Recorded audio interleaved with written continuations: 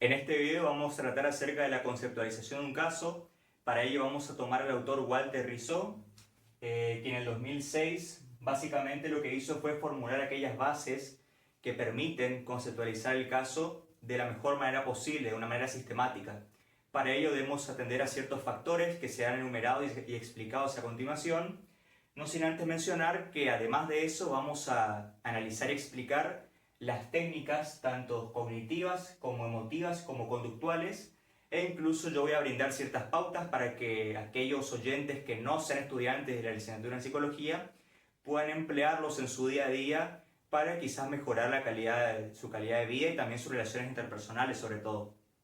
He de aclarar también que si bien en el anterior video especifiqué que a partir de aquí íbamos a comenzar con la clínica desde el psicoanálisis, lo cierto es que no quería omitir estos dos elementos, tanto las técnicas como la conceptualización, y por eso consideré pertinentes explicarlas antes de poder proseguir con ese modelo teórico, digamos.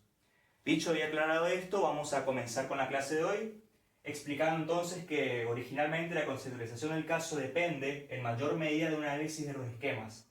El análisis de los esquemas refiere a los esquemas justamente cognitivos. Entendimos entonces desde la anterior clase que los esquemas son definidos por Beck como aquel patrón relativamente estable que sirve como una manera de interpretar la realidad. Este patrón relativamente estable de creencias se compone a su vez de creencias, y las creencias son a su vez un mapa que permite dar un sentido específico a ciertos ámbitos de la realidad. También explicamos que la estructura cognitiva de cada ser humano tiene estos distintos esquemas y cada uno de ellos estará justamente mediado o mediará, mejor dicho, en cada ámbito específico de la vida. Es decir, que un esquema abocado a las relaciones interpersonales, en este caso podría ser afectivas, no se activará en un ámbito laboral, por ejemplo. Las pautas, reglas y leyes con las que nos regiremos en un ámbito no serán vigentes y tampoco de algún modo repercutirán en otro ámbito diferente. Aunque sí podría existir ciertas creencias nucleares que, debido a su gran importancia y en el caso de ser desadaptativas, puedan repercutir y puedan afectar negativamente, digamos, todos los ámbitos de la vida. En especial se encuentran asociadas, como ya mencionamos, a los afectos del desamparo y también al sentimiento del desamor. Dicho esto, entendemos que este análisis de los esquemas se realizará de manera dialéctica, es decir, que se comprenderá que estos esquemas, al mediar con la realidad, de algún modo no nos permite pensar que estas circunstancias también tienen que ver en la manera en que la persona configuró estos esquemas en un primer momento. Es decir, que en muchos casos no es precisamente la culpa, sino que es culpa de los aprendizajes desadaptativos y de las falencias en el razonamiento de esa persona al adquirir ciertas creencias al respecto de ciertas situaciones por sus experiencias vividas pasadas que han resultado ser justamente negativas o que su percepción de las mismas ha resultado ser negativas. Dicho esto, entendemos entonces que hay ciertas preguntas que se pueden plantear y de la respuesta a estas preguntas podemos iniciar la formulación de la conceptualización del caso. La primera de ellas es ¿por qué hace esto? Es decir, ¿por qué el paciente se comporta de esta manera? ¿Por qué el paciente, por ejemplo, durante momentos de gran tristeza o momentos justamente de gran angustia, decide consumir estupefacientes, por poner un ejemplo? En este caso, una vez que nosotros podamos ahondar en qué es el desencadenante preciso de esa conducta en concreto, más allá de esa emoción, porque puede no ser el único detonante, porque quizás si la tristeza fuese el único detonante, eso significaría que todas las personas que en algún momento transitan por un periodo de tristeza responderían del mismo modo. Entonces debemos anudar justamente e inferir en base al discurso, en base a las experiencias narradas por ese paciente, qué otros factores se ven asociados para que él elija justamente esa vía como aquella conducta que le permite de algún modo sobrellevar esta angustia que le apena, digamos. Luego, el segundo elemento es cuáles son los problemas específicos, es decir, cuáles son los problemas que causan esta angustia, y seguido de eso, cuáles son los pensamientos que se generan a través de esos problemas o que en un primer momento generaron ese problema, para a su vez preguntarse una cosa más, y es cuáles son las emociones que se desencadenan y cuáles son las conductas que se dan por respuesta. Evidentemente esto se apoya en la hipótesis mediacional, en virtud de la cual existe un aspecto cognitivo, un aspecto del pensamiento que se halla justamente mediando cuáles serán las posibles emociones y cuáles serán las posibles conductas con las que ese sujeto podrá responder. De ese modo, justamente nosotros buscaremos de algún modo repercutir o beneficiar a esa persona a través de una modificación primeramente en el pensamiento para que luego eso pueda contribuir a una ayuda emocional y conductual. Evidentemente, esta hipótesis mediacional no es absoluta, es decir, que nosotros podemos intentar incluso subsanar el malestar, intentar de algún modo que la persona pueda sobrellevarlo y volverse un sujeto funcional mediante las técnicas que serán tanto emotivas como conductuales, es decir, que se pueda abordar esto sin ir expresamente al pensamiento en un primer momento. Una vez aclarado esto, continuamos entonces con cuál es la hipótesis. La hipótesis específica no se refiere a la hipótesis de trabajo que aclara aquí, lo digo ya desde este momento. La hipótesis de trabajo refiere a cuáles serán las pautas que se coordinarán tanto el psicólogo en conjunto con el paciente para poder subsanar este malestar. Pero este malestar como tal estará conceptualizado, justamente, es decir, se pondrá en palabras específicas por medio del psicólogo, quien va a determinar en base a estos aspectos cuál es la causa de estos problemas en concreto, cuáles son sus consecuencias específicas y cómo se originó en un primer momento. A partir de ahí debemos entender que esta hipótesis entonces constará o deberá tenerse en cuenta para elaborar esta hipótesis ciertos aspectos. El primero de ellos son los problemas manifiestos, es decir, cuál es esa conducta plausible que manifiesta este sujeto y que justamente es aquella por la cual en muchos casos es la que él podrá de algún modo vislumbrar que es aquello por lo que viene a la consulta. Quizás el problema se encuentre en que él no puede determinar cuáles son las causas que lo llevan a cometer ese mismo error una y otra vez. Al analizar expresamente los problemas manifiestos, continuaremos con un análisis del contexto sociocultural. Es decir, cómo de algún modo observa su familia, cómo observan sus amigos, incluso su pareja, esta situación. De algún modo, esa persona se halla amparada por esas personas que lo rodean, o de algún modo simplemente minusvaloran su esfuerzo por sobrellevar ese malestar, o minusvaloran justamente el malestar en sí mismo, que sería lo peor. Al saber esto, podemos entonces saber con qué recursos cuenta este sujeto a nivel interpersonal y que le van a poder permitir ser el punto de apoyo, la red de apoyo que le va a sostener en el caso de que tenga una crisis a la cual el psicólogo no puede asistir. Luego tenemos los antecedentes y las consecuencias. Esto se refiere expresamente a nivel conductual, es decir, que los antecedentes en concreto referirán principalmente a qué conductas desadaptativas realizó en un primer momento y cuáles fueron las consecuencias. Y aquí está el problema, aquí está el por qué estas consecuencias, es decir, estos aprendizajes suelen consolidarse tan íntimamente ligados a la esencia de la persona y suelen justamente arraigarse de tal modo que llevan a creencias nucleares de desamparo o de desamor.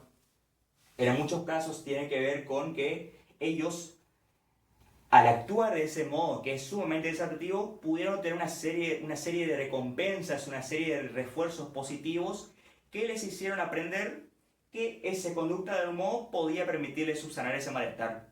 El problema es que ese malestar en ningún momento se va, simplemente es como una herida a la cual se parcha, pero no se busca justamente desinfectarla. En este caso el parche lo que hace es disimular y ocultar la herida a la vista, pero la herida sigue estando ahí y el dolor que causa sigue siendo el mismo. Entendiendo esto, sabremos determinar cuáles son esos acontecimientos, esas conductas que funcionaron a modo de antecedente y cuáles fueron las consecuencias de dichas conductas, porque podrían haberse trasladado o se podría haber esto justamente vislumbrado a través de una leve mejoría a nivel emocional que duró poco tiempo y que encima esa mejoría se traduce en un mayor declive progresivamente. Dicho esto, continuamos entonces con la historia del ciclo evolutivo. Esto es muy importante. ¿Por qué? Porque no será lo mismo tratar una patología en concreto o un padecimiento en un sujeto que esté transitando por el periodo de la adolescencia que en un sujeto que ya sea adulto. ¿Por qué digo esto? Porque en muchos casos el sujeto que está transitando por la adolescencia quizás presente ciertos síntomas que suelen ser comunes a su edad cronológica, como puede ser justamente estos episodios poco duraderos de ansiedad o episodios poco duraderos de depresión y que no necesariamente implican que la persona esté transitando por una depresión como tal, sino que simplemente se relacionan con cambios a nivel hormonal y también cambios a nivel social y a la separación progresiva de los padres, a la búsqueda de nuevas relaciones interpersonales por fuera, básicamente todo lo que implica el crecimiento y el consecuente, digamos, adentramiento en la vida de los adultos, podríamos decir, que se da de manera progresiva y paulatina. Una vez dicho esto, debemos entender también que el análisis de los esquemas como tal tiene ciertos factores y ciertos elementos que deben considerarse y deben tenerse en cuenta en todos los casos. En primer lugar, que hay factores precipitantes. Esto se vincula mucho con los con los antecedentes en concreto. Es decir, dicho en el modo, como lo diría Ellis, digamos, hay que buscar del ABC, es decir, cuál es el acontecimiento activador, que en muchos casos puede ser un suceso que sea tanto interno como externo. Debe tenerse esto en cuenta para justamente determinar si tiene que ver con una conducta, ya sea de un otro o de esa persona misma, o si tiene que ver en realidad con un pensamiento que es el que origina el malestar. A partir de ahí debe analizarse este conjunto, digamos, de esta tríada, de la tríada que me refiero a las emociones, la conducta y el pensamiento, debe analizarse de manera transversal. ¿Qué quiere decir esto? Es básicamente lo que se pretende lograr con un diagnóstico. Se pretende emitir un juicio al respecto en el que se hace un corte transversal durante ese periodo en concreto. Es decir, en ese momento concreto la persona manifestaba estos atributos, estos rasgos. Esto no implica que antes lo haya hecho ni que después lo hará, porque justamente si nosotros tuviésemos esa mentalidad no habría cura posible, no habría ningún cambio ni una posibilidad de que esta persona pueda mejorar si se supone que este análisis termina siendo tajante y excluiría toda posible salida o todo posible cambio, es decir, sería un análisis rígido y por tanto lo encapsularíamos dentro de un diagnóstico y a partir de ahí esa persona no podrá sanarlo nunca. Esto nunca es algo en lo que nunca debemos caer, digamos, como psicólogos, y siempre debemos dar cuenta que este corte transversal refiere al análisis puramente estricto de ese momento en concreto en el cual lo realizamos. A partir de ahí determinamos justamente qué es aquello que le afecta, tanto a nivel del pensamiento como a nivel emocional y como a nivel conductual, pero el que me parece muy interesante es la visión longitudinal, es la visión que transita a la persona como un proceso. Y para eso debemos analizar la historia del paciente. Es decir, que no podemos en ningún caso obviar o intentar de algún modo limitar aquellos la influencia de aquellos aspectos que vienen del pasado del paciente y centrarnos únicamente en el presente. Si bien, por ejemplo, hay modelos terapéuticos del mindfulness que hablan de la atención plena, esto no quiere decir o no debe malinterpretarse esto como una especie de visión enceguecedora en la cual se ignora aquellas cosas que determinaron a la vida de la persona en el pasado, sino que todo lo contrario, debe analizarse esas cosas siempre desde el punto del presente, pero no por ello deben obviarse y mucho menos olvidarse, o ignorarse o reprimirse. Entonces, esta visión longitudinal tiene que ver con la historia del paciente, y una vez que este paciente cuenta cómo se sintió a lo largo del tiempo y cómo estas emociones de algún modo se arraigaron en su mente, podremos de algún modo entender entonces cómo se llegó a esta visión transversal, es decir, cómo nosotros establecemos el corte en el presente en base a cómo eso evolucionó a lo largo del tiempo y por tanto también podremos justamente vislumbrar una posible salida, una posible solución, aunque sea este problema en concreto, para que la persona pueda justamente lograr el objetivo del tratamiento, es decir, volverse funcional y poder sentirse mejor con aquello que le aqueja. Siguiendo entonces con lo ya mencionado, debemos entender que hay también ciertas fortalezas y debilidades que no deben vincularse a los posibles obstáculos, sino que estas fortalezas y debilidades se hallan justamente vinculadas al diagnóstico desde el ámbito, desde la perspectiva salutogénica. Es decir, buscamos aquellos recursos, por ejemplo, recursos cognitivos que tenga la persona para apuntar justamente a que la persona pueda notar esas fortalezas y pueda incrementarlas aún más para darse cuenta de que si bien puede tener ciertas cosas malas en su vida, hay otras cosas que son muy buenas y que tienen que ver con algo que está sumamente en su control. Eso es lo importante, que la persona pueda darse cuenta de sus fortalezas propias de sí mismo, fortalezas que tengan que ver con su interior, algo que verdaderamente sea suyo y que no pueda ser arrebatado por nada ni nadie. Estas cosas son justamente las que le van a permitir plantearse una narrativa, es decir, plantearse una manera de pensar diferente con la que pueda de algún modo solventar dicho malestar. No obstante, no debemos ignorar las debilidades, porque en muchos casos estas debilidades terminan siendo más fuertes que estas fortalezas, lo que lleva a esta persona a empeorar sus síntomas y que quizás en un primer momento son los que lo llevan a que asista al consultorio.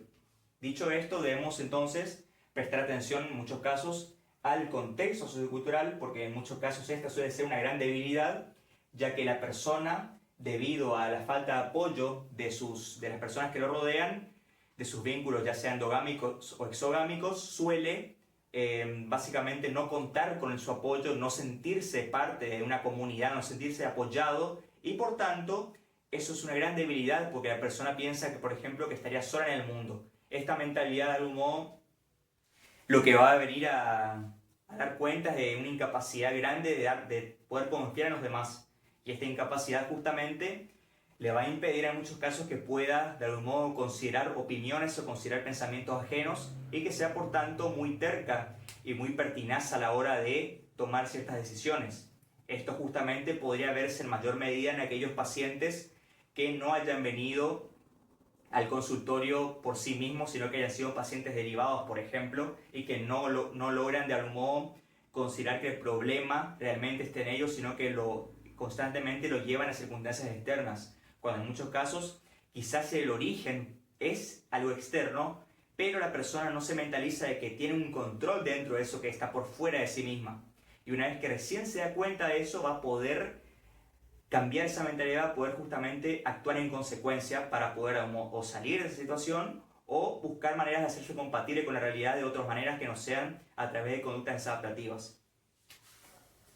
Dicho esto, debemos además aclarar, como ya mencioné, la hipótesis de trabajo concreta. Esta hipótesis es la que nos permitirá justamente establecer cuál es el trabajo que se va a realizar, cuáles son las actividades concretamente que se van a realizar a lo largo del tiempo, y eso es lo que nos va a dar de algún modo el feedback con el paso del tiempo de que la persona está mejorando, es decir, que está evolucionando su caso, o que simplemente se está involucionando. En el caso de que esté involucionando, debemos dar cuenta entonces de que quizás el problema se halla en que no logramos establecer una correcta conceptualización del caso, y el problema está más allá de lo que nosotros de algún modo inferimos en un primer momento. Dicho esto, debemos entonces planificar estos objetivos, pero no sin antes de algún modo tener en cuenta que esta planificación no siempre será sencilla. ¿Por qué? Porque ese plan concreto que nosotros podemos sugerir no siempre será aceptado por el paciente. En muchos casos esto se deberá a que el paciente no crea que realmente ese es el punto a tratar, es decir, que no tenga un anhelo, un deseo de tratarlo. En muchos casos tiene que ver en realidad con que no hay un acuerdo, porque esta persona quizás quiere trabajar otros aspectos y por tanto no considera que esto sea verdaderamente relevante. O quizás, y entonces mejor dicho, quizás lo mejor que se puede hacer es pedir avances. ¿Por qué? Porque al pedir avances, es decir, al pedir a esta persona que de algún modo exprese en el consultorio qué es lo que logró hacer en esa semana, qué logró pensar, y que también sobre todo qué logró hacer, qué conducta logró realizar, porque una persona puede ir al consultorio y puede mentir, por ejemplo. Es decir, puede decir muchísimas cosas, pero a la hora de la verdad, es decir, a la hora de desenvolverse, quizás no logra verdaderamente aquello que se planteó en un primer momento. Entonces debemos justamente apuntar a la transparencia, apuntar entonces a conformar una buena y sólida alianza terapéutica para que este sujeto en concreto pueda no sentirse presionado y pueda transmitir la información de manera sensata, sin de algún modo buscar mentir por miedo a ser juzgado. Aclarado esto, debemos cuestionarnos entonces, básicamente lo que dice Persos en el 89 es: ¿qué tratamiento es el más eficaz? ¿Y bajo qué circunstancias? Una vez planteada esta pregunta por nosotros mismos y hacia nosotros mismos en tanto psicólogos, nosotros podemos justamente establecer un marco. Este marco es el que concretamente será la conceptualización del caso. Ahora bien, esta conceptualización será progresiva y sobre todo comienza en la primera sesión y terminará en la última sesión. Pero en ningún momento se pondrá un punto final sin que las sesiones hayan terminado. Es un marco que es orgánico, está tan vivo como el paciente en sí mismo, y por tanto evoluciona a lo largo del tiempo, así como evoluciona este paciente. Y deberá justamente tener en cuenta tanto los puntos buenos como aquellos puntos malos, es decir, los altibajos que esta persona pueda presentar, y las posibles justamente fortalezas y debilidades, como ya mencioné, que por tanto nunca se puede omitir aquel análisis autogénico de este sujeto en concreto. Dicho esto, básicamente eso sería todo lo que tiene que ver con la conceptualización del caso. Estos serían todos los aspectos que deben tenerse en cuenta y la manera de plantearlo. Y por tanto, hay planillas específicas. Estas planillas específicas lo que hacen es sintetizar y permitir justamente tener en cuenta todas estas variables para analizarlas una por una y colocarlas y tener justamente el psicólogo un registro específico. ¿Por qué? Porque a lo largo del tiempo el psicólogo podrá tener cada vez más y más pacientes y deberá justamente llevar un recuento de todos y cada uno de ellos, llevar un expediente para poder justamente recordar aquellos aspectos puramente únicos de ese sujeto concreto que está asistiendo en ese momento, para justamente no omitir detalles y no obviar ciertas cosas que con el paso del tiempo la memoria puede fallar, la memoria de uno mismo puede fallar, y quizás al comienzo uno puede tener, por ejemplo, pocos pacientes y entonces esto no suceda, pero con el pasar del tiempo es necesario establecer una historia clínica y establecer todos estos aspectos que justamente se tienen en cuenta de manera sistemática aquí. Dicho esto, vamos a proceder con las técnicas en concreto. Las técnicas son de tres tipos y cada uno de ellos tiene una variedad amplia. Vamos a explicar todas y cada una de ellas a continuación. En primer lugar, entonces, consideramos las técnicas cognitivas como aquellas que buscan reformar el pensamiento, reforzar justamente el pensamiento. Esto, como ya mencioné en el anterior video, viene de la base epistemológica, que tiene que ver con el estoicismo clásico, digamos, en donde en muchos casos el sufrimiento, como decía Séneca, se halla más que nada en la imaginación, en cómo imaginamos ciertas circunstancias, ciertas situaciones, y no verdaderamente en cómo esas situaciones se dan. Es decir, sufrimos el doble o el triple, o quizás quién sabe cuántas veces más, por el pensamiento de lo que verdaderamente terminamos sufriendo por las circunstancias. Entonces, al cambiar el pensamiento como tal, de algún modo la hipótesis mencional establece que podremos entonces repercutir en la parte emotiva y en la parte conductual. Dicho esto, el primer método es el método ABC o el ABCDE, que será el que elaborará posteriormente Ellis, quien dirá básicamente que, yo ya lo expliqué en el anterior video, pero voy a explicar de vuelta, quizás de manera muy superficial, que este A tiene que ver con el acontecimiento activador, lo que origina esta conducta desadaptativa, por ejemplo. La B tiene que ver el sistema de creencias, que es lo que está mediando ahí, es decir, todas las inferencias, toda la filosofía de vida, cuáles serían entonces también las imágenes, las predisposiciones, los prejuicios, cuáles serían entonces también el sistema de valores, la moral, todo aquello que entraría entonces en general en el sistema de la filosofía de vida de esa persona. Es decir, cómo asocia ideas, esa manera de asociar ideas en concreto que está basada en su experiencia específica, es aquello que va a determinar la conducta, la consecuencia. A partir de ahí lo que nosotros buscamos es en la B, ¿qué es aquello que falla? Una vez que podamos ubicar eso, buscaremos en la D, es decir, en la disputa de estos pensamientos irracionales, buscaremos la manera de que esta persona pueda darse cuenta de los fallos que comete y por tanto pueda solucionarlos por sí misma. Es decir, que el psicólogo no va a darle, digamos, respuestas absolutas, sino que el psicólogo lo que viene justamente es a proponer alternativas y a que la persona justamente se ponga desde el rol de científico. El rol de científico entonces es aquel que no toma nada por sentado, es decir, no es alguien que se rige por un pensamiento dogmático, que es una de las principales características de las creencias irracionales, que son dogmáticas, son rígidas y son categoriales, sino que justamente el pensamiento se clasifica por ser justamente ciertamente estable, porque así son los esquemas, pero tienen que presentar ciertos cambios ante las circunstancias, es decir, que si las circunstancias cambian, el pensamiento también debe cambiar. ¿Por qué? Porque al fin y al cabo lo que tiene la razón es la realidad, no nosotros. Nosotros debemos hacernos compatibles con la realidad para poder de algún modo adaptarnos a ella, y no es viceversa. Entonces, dicho esto, el último punto son los efectos concretos que se tendrán en cuenta cuando los efectos pueden ser en muchos casos positivos, pero también negativos, sobre todo en un primer momento, porque la persona puede darse cuenta de los errores que cometió y eso lo lleva a una gran angustia por no haberse dado cuenta de eso antes.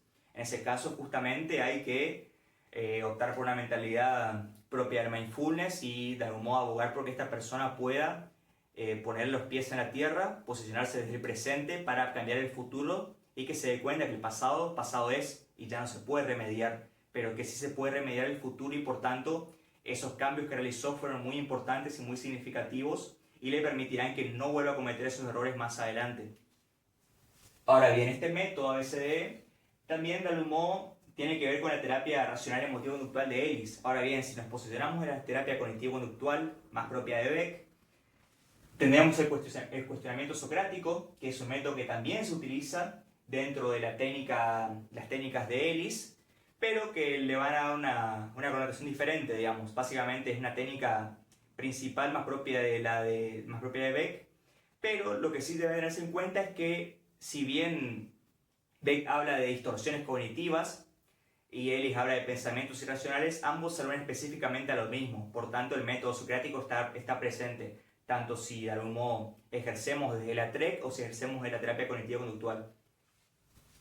A partir de ahí entonces entendemos que el cuestionamiento socrático lo que viene es a permitir a la persona dudar de sus principios, dudar de aquellas cosas que da por sentado que quizás en ningún momento concibe que puedan darse de una manera diferente. Entonces esto lo que hace es que la persona no pueda dar cuenta de las inconsistencias lógicas y las inconsistencias empíricas que tienen sus planteamientos, lo que nosotros buscaremos cambiar a partir de 5 preguntas sistemáticamente anudadas entre sí, las cuales son, en primer lugar, digamos, ¿cuáles son las consecuencias más o menos positivas o negativas de pensar de esa manera? Una vez que la persona se cuestiona acerca de eso, a partir de ahí nosotros le vamos a cuestionar. Entonces, ¿qué sucedería, por ejemplo, en el caso de que lo peor pasara? Cuando la persona se plantea eso, hay que preguntarle si sobreviviría a esas circunstancias. Y a partir de ahí hay que cuestionarle si hay maneras alternativas de pensar esta situación. Entonces, en ningún momento le damos respuesta, sino que buscamos facilitar a la persona para que pueda obtener sus propias respuestas ante esta situación.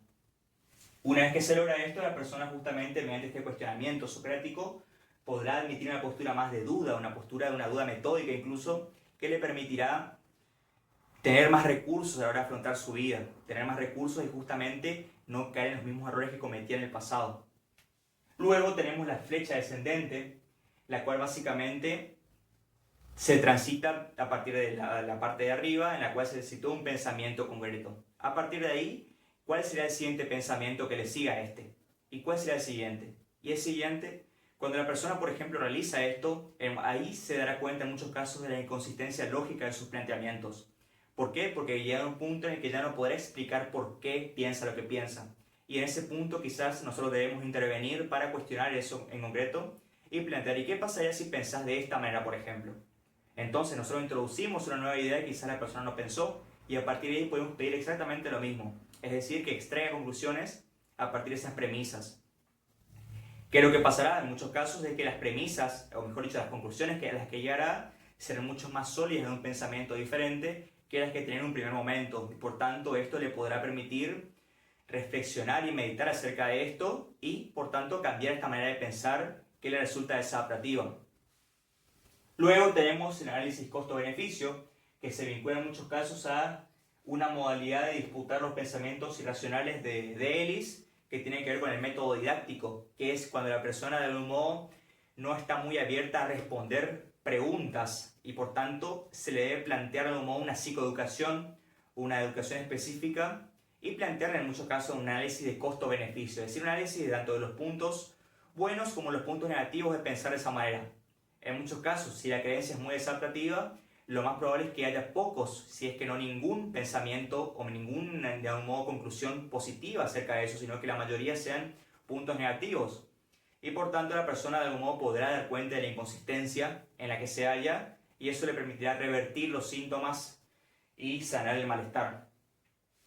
Luego está el último, pero no por eso menos importante, autorregistro de pensamientos automáticos.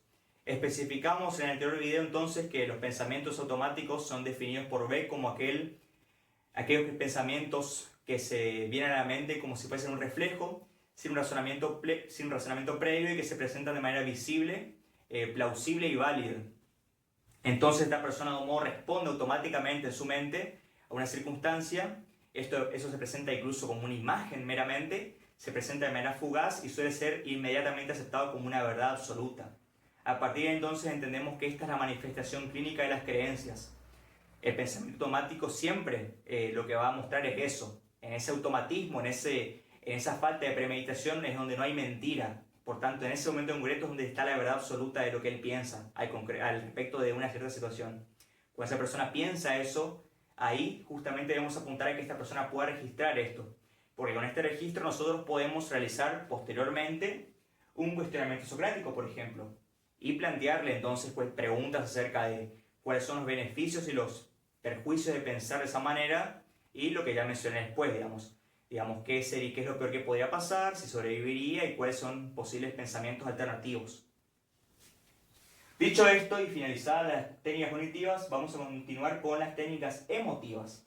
En este caso, las técnicas emotivas básicamente apuntan a una reforma, a reformar, en este caso, la parte emocional de la persona. Yo no estoy muy de acuerdo con estas técnicas, principalmente porque considero que son aquellas de las cuales se adueña la mayoría de coaches, por ejemplo, que buscan reducir la existencia de emociones, si bien la emoción es necesaria porque sin emoción, por ejemplo, no podría existir ningún movimiento, ninguna voluntad guiada hacia ningún fin racional, es decir, que la ausencia de emociones no lleva a una vida más razonable, sino que en muchos casos no llevaría absolutamente nada, porque sin emoción no se puede decidir nada en la vida, y el razonamiento justamente es la capacidad de calcular, de poder justamente ponderar ciertas decisiones y optar por una o por la otra. Ahora bien, quedarse o limitarse a que las emociones y las pasiones son aquellos que deben guiar la vida es un pensamiento puramente hedonista y en muchos casos no conduce más que otra cosa que el fracaso. Debemos entonces justamente buscar equilibrar esto, como ya expresé en anteriores videos, la metáfora del jinete con el caballo. Las emociones serían el humo del caballo y el caballo, si está desbocado, justamente por tener un gran impulso, no sirve de nada, es decir, se va a pasear el jinete por todos lados, pero el jinete no podrá controlarlo. Ahora bien, si el jinete es hábil y puede dirigir a este caballo, podrá justamente optar por justamente la senda que verdaderamente quiera.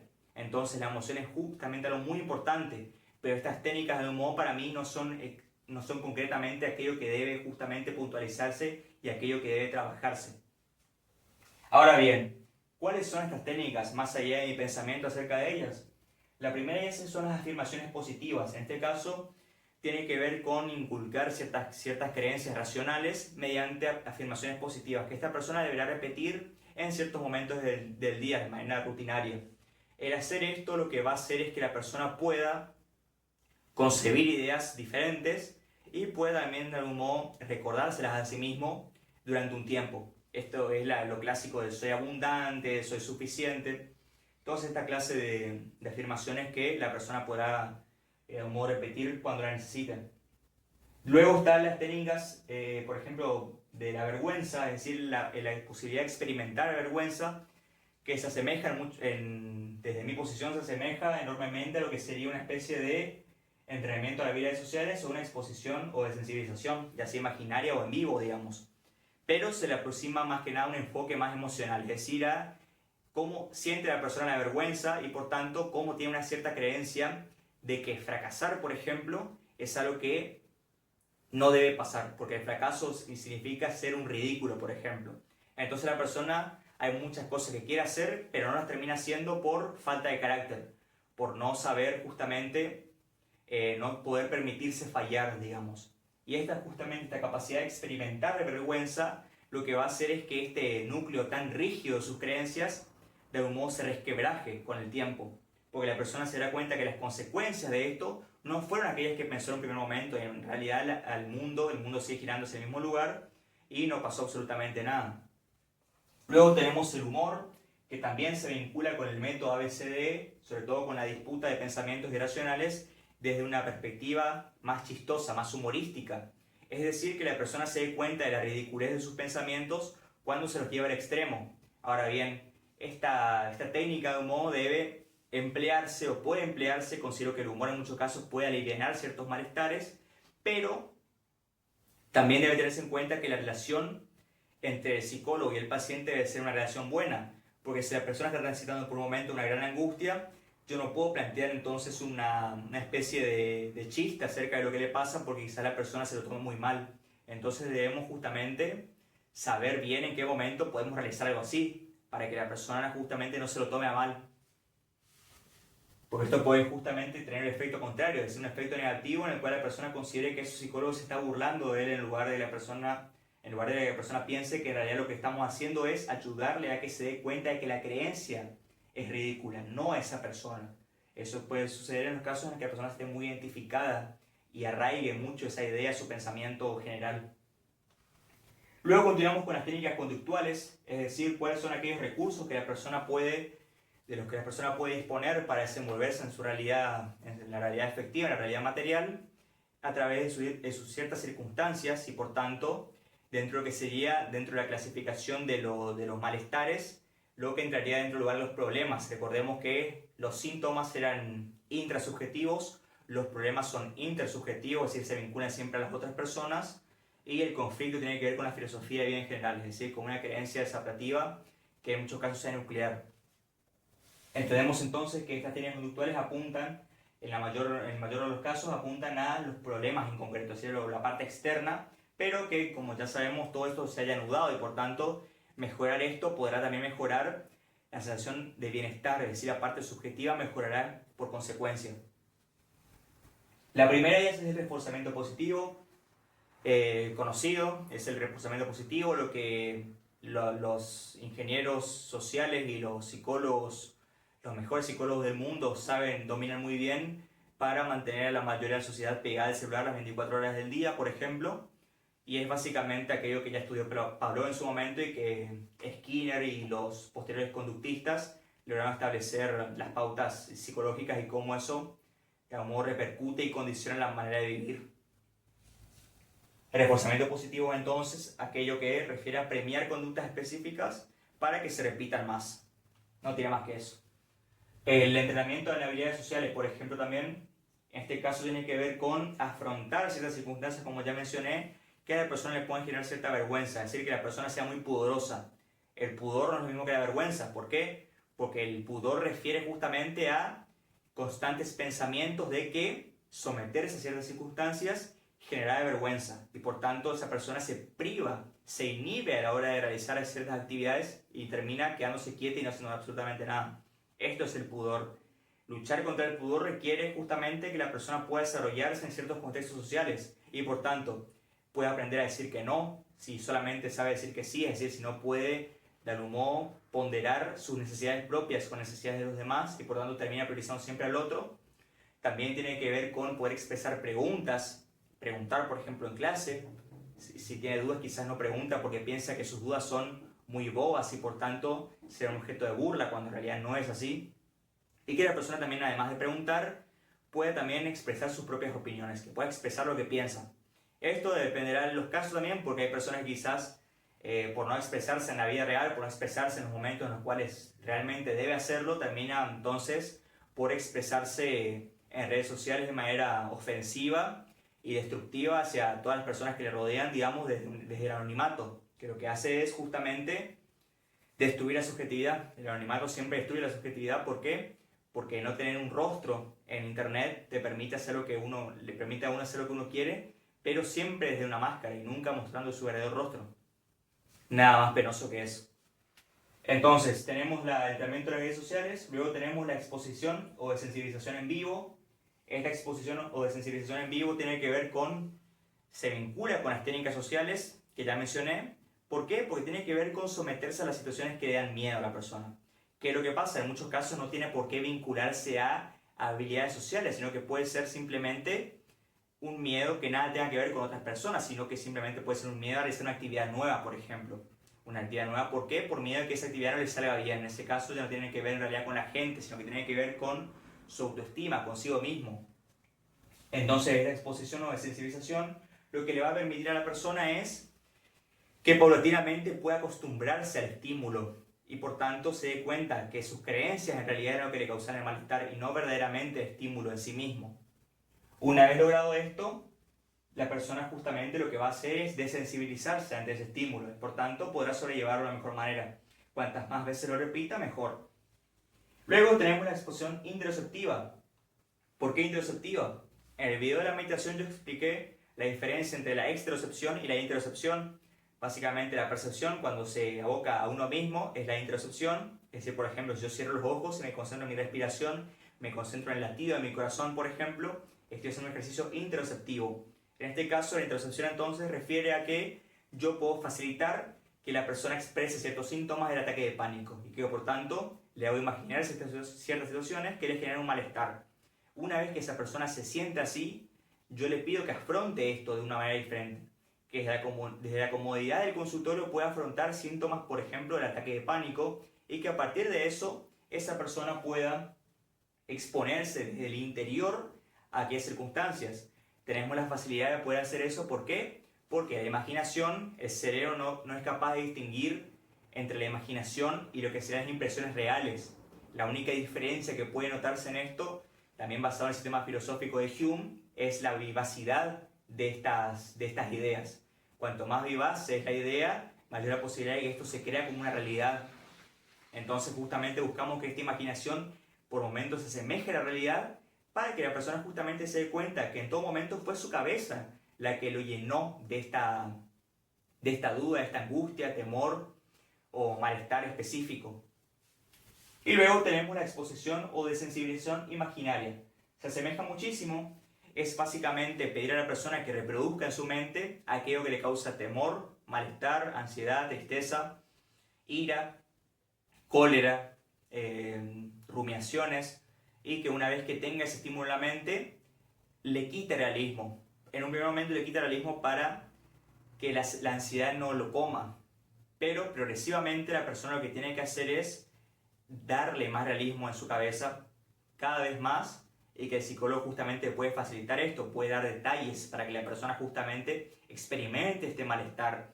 Es decir, que se trata justamente de afrontar aquello que uno verdaderamente le queda mal, aquello que uno verdaderamente le aqueja. Uno debe afrontar esto.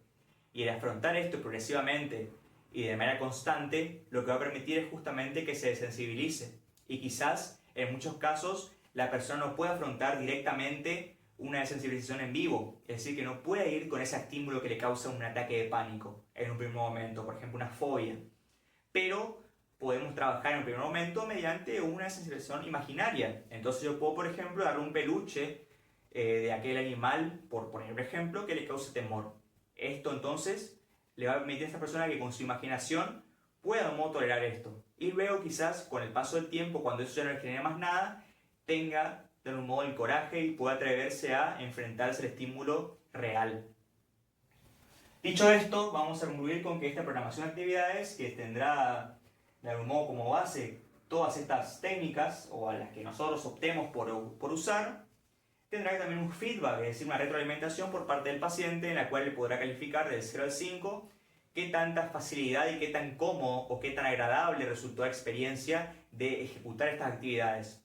O que quizás qué tan agradable haya sido no tanto el hacerlas, porque quizás el hacerlas, por ejemplo, el entrenamiento de habilidades sociales, quizás el hacer eso es sumamente negativo para la persona en un primer momento, porque genera un gran malestar, una gran angustia, una gran ansiedad sobre todo. Pero esa persona podrá valorar eso con el paso del tiempo, podrá valorar entonces cuáles fueron las consecuencias reales de ese acontecimiento. ¿Por qué? Porque con el tiempo se dará cuenta que los efectos en su subjetividad fueron otros, fueron unos efectos justamente positivos, y por tanto eso será el verdadero reforzamiento positivo, que estará mediado entonces por una creencia que en ese caso se logró modificar, y por tanto la persona podrá encontrar que su malestar se haya reducido en gran medida, y por tanto el objetivo fue correctamente cumplido de manera eficaz y eficiente, en el mejor de los casos. Dicho esto, concretamos entonces la clase de hoy, y en el próximo video sí, probablemente ya continuaremos con la clínica psicoanalítica. Esto daría ya el cierre de la clínica psicoterapéutica, y por tanto ya no habría más que explicar al respecto.